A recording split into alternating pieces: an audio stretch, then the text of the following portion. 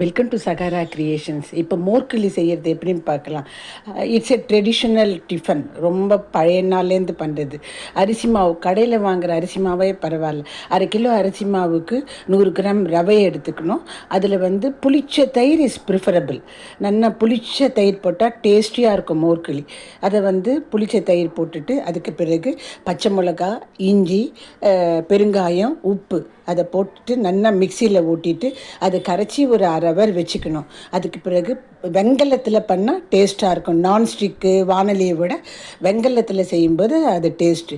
கடுகு, உளுத்தம்பருப்பு, மோர் மிளகா தான் இதுக்கு பெஸ்ட்டு காம்பினேஷன். கருவேப்பிலை போட்டுட்டு இது கரைச்சி 1/2 ஹவரை ஊற வச்சுருந்தோம்ல, அந்த தயிர், அரிசி மாவு, ரவை, உப்பு போட்டு பச்சை மிளகாலாம் போட்டு வச்சுருந்தோம்ல, அதை இதில் போட்டுட்டு கைவிடாமல் கிளறணும். கொஞ்சம் நீருக்க கூட கரைச்சிக்கலாம்.